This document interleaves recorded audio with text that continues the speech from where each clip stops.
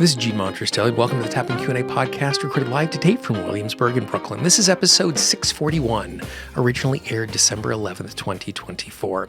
Hi, everyone. I hope this finds you well wherever you are and whatever time of day you're getting a chance to listen to this. Thanks for spending a little time with me today.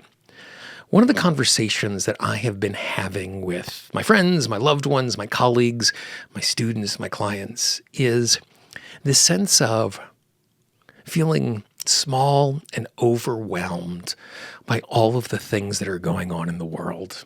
Things that are scary, things that are dangerous, things that are hurting those we love, things that are hurting those on the other side of the world that we don't know.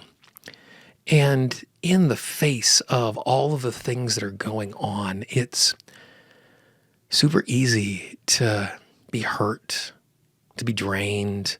One of my students put it so perfectly. He said, I just feel like my give a damn is stuck. That when things are so big, when they're so overwhelming, when they're so much, it just feels like there's nothing we can actually do about it in response to it.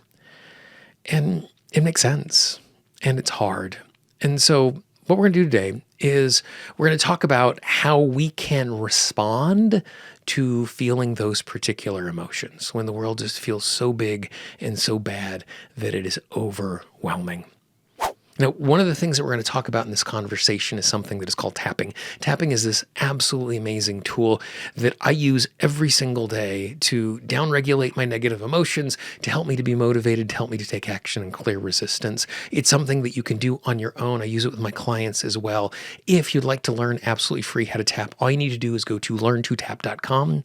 That's learn2tap.com. I got a guide, I got a video. It'll teach you all of the basics so you can engage with this absolutely amazing tool so you can add it to your life. And if you follow the little red arrow in the upper right-hand corner, it will take you to learn2tap.com. So the first thing that I do when I'm in this state where I feel just so overwhelmed with what is going on is I give myself permission to feel the things that I'm feeling.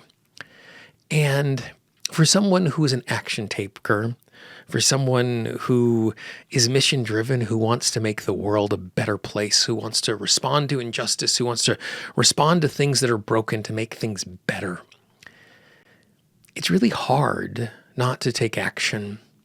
But when we are grieving, when we are in pain, when we are overwhelmed, it's really important that we take the time to feel what we are feeling and not just put on a shiny, happy face and push on. Now, there's certainly times that in the face of negative emotion and in the face of things that are difficult, we do need to buckle down and we do need to push through. But almost always those are in short-term ways. It's really hard in a long-term way to push through something. And in a circumstance like this, pushing through something oftentimes isn't just pushing through it, it's denying what we are experiencing.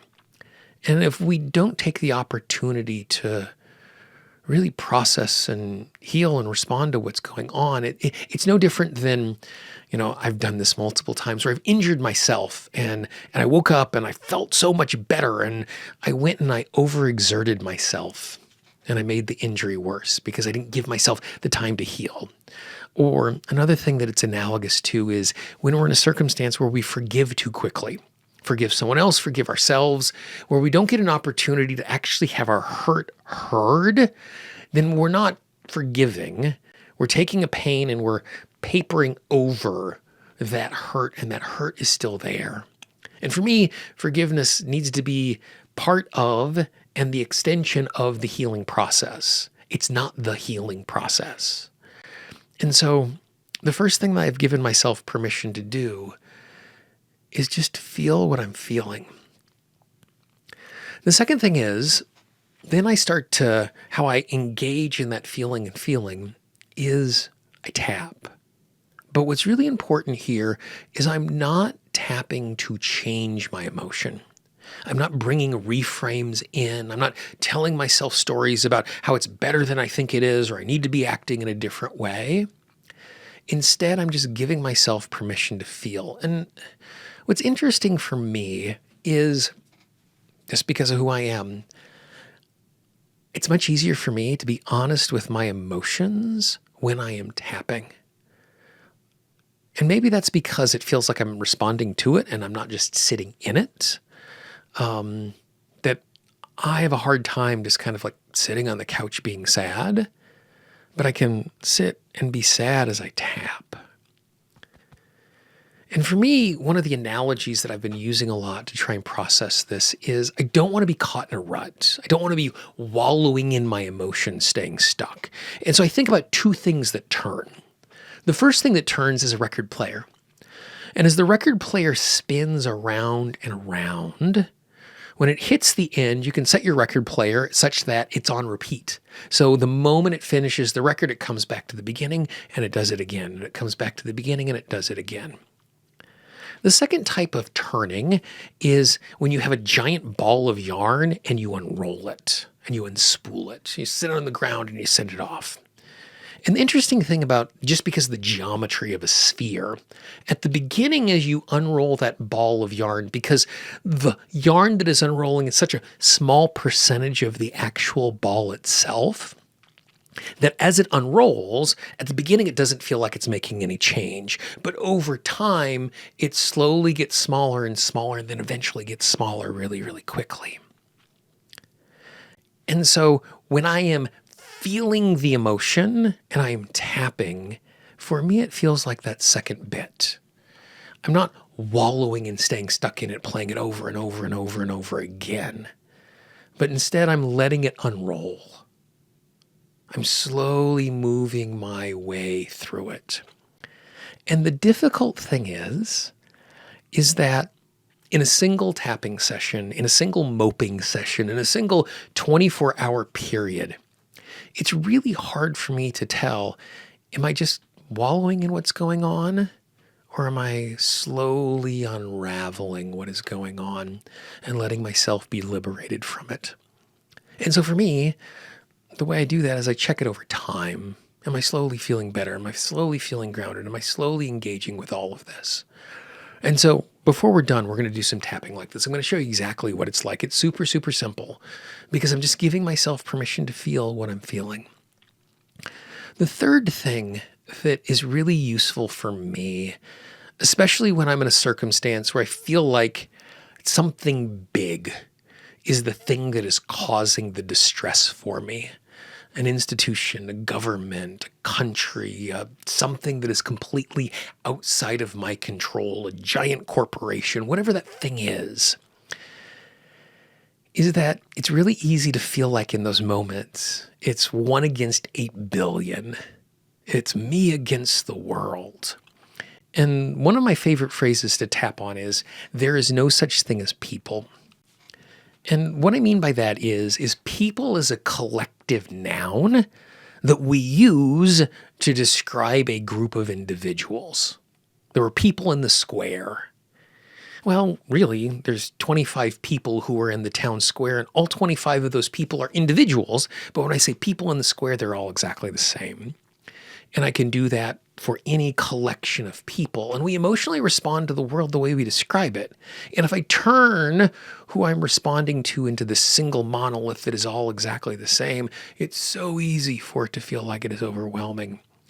And it's so easy for it to feel like it's too much.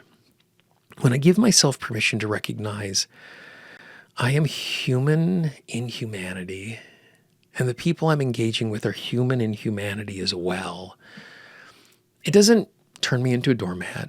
It doesn't mean that I don't want to push back against things that I think are wrong or hurtful or things that I want to see change too. But it makes it a little less scary because I can't change the world. You know, I can no sooner change the world than I can go over to Manhattan and I can push over the Empire State Building. But if I don't see it as me against everything, it at least makes it a little more manageable in my corner of the world. And sometimes we feel small, and sometimes we feel like we're not making a big difference because we are small. And sometimes the difference we are making is small, but that doesn't mean it's significant. And so when I give myself permission to recognize my humanity and the humanity of the people around me, it gives me an opportunity to recognize that I can operate from a different place. And so let's just do a little tapping.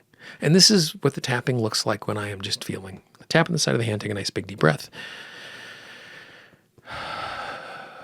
And just move from tapping point to tapping point in the order that makes the most sense for you. If you're in a place where it's safe, I'd encourage you to tap out loud with me. I recognize the fact I am sad. I am sad. I am hurt. I am disappointed. I'm let down.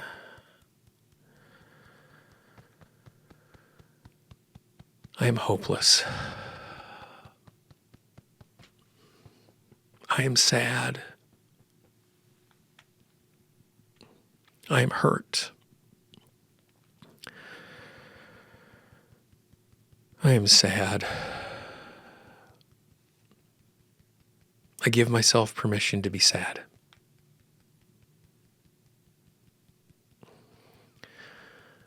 I give myself permission to be hurt.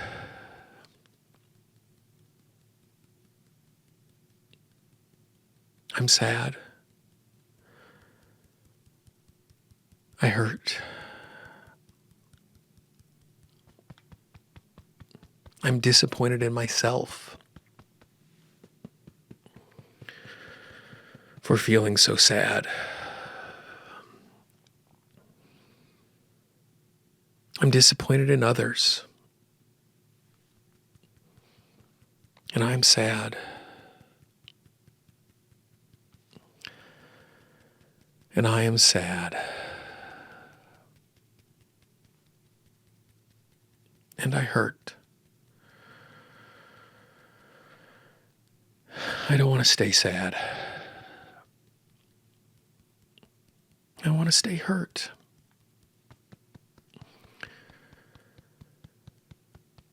I am sad because I am human.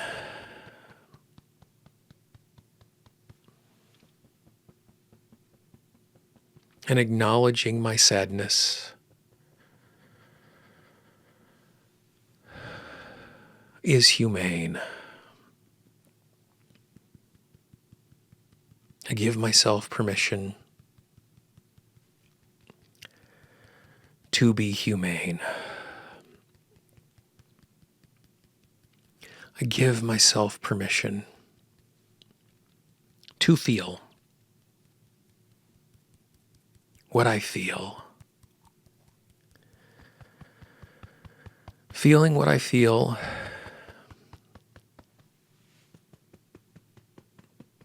is not wallowing.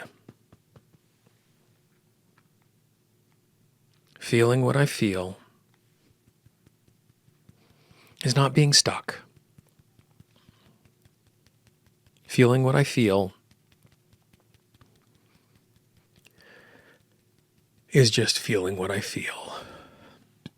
Nice big deep breath. Now, that's not the type of tapping that's going to have me doing backflips out of my office. That's not the type of tapping that's going to have me do 8,000 things today. But I feel more grounded. I feel more steady. I don't feel as overwhelmed. I still feel the emotions. They're there. They're my lived experience. But it feels more manageable.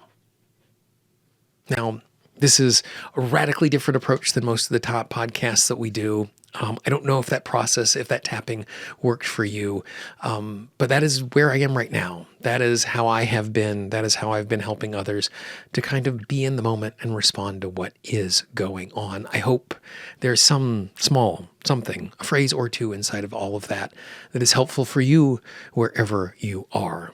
If you know someone in your life who you've been having conversations with who is struggling as well, maybe this is useful for them as well. Pass it along. Don't spam your inbox because you know there are people in your life who don't want to hear this from you.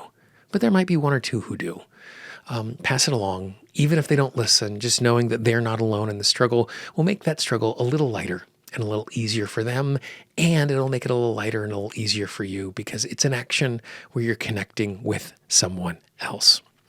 As you look on the screen right now, you can see a playlist of all of the tapping podcasts. Most of them are more structured than this, with more useful resources to walk you through step by step. Click on the link, dive in. I look forward to talking with you and tapping with you again real soon.